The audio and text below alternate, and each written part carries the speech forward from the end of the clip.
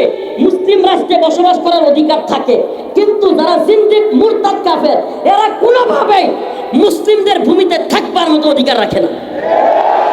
তো আমাদের কিছু সরলমনা হুজুররা আমি প্রায়ই শুনি কইতে থাকে যে আমাদের সমস্যা নাই, কাদিয়ানীরাও থাকুক, কিন্তু তাদেরকে কাফের ঘোষণা করতে হবে। আরে ভাই, কাফের ঘোষণা করলে রাষ্ট্র তারপরে থাকতে পারবে? এরা কি আসলে কাফের নাকি? মুহাম্মদে আরবির উম্মত দাবি করে কেউ যদি মুসলমান দাবি করে, জায়গাটা ছোট্ট হয়ে গেছে, চাপাচাপি হবেই। অতএব এই আপনারা কি আমার কথা শুনবেন না ওইদিকে ঝগড়া দেখবেন? আপনার ঝগড়ার প্রতি ইন্টারেস্ট থাকলে ওখানে যান।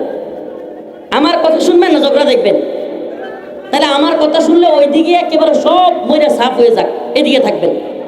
এই হাত তুলেন, লিল্লাহি তাকবীর, লিল্লাহি তাকবীর।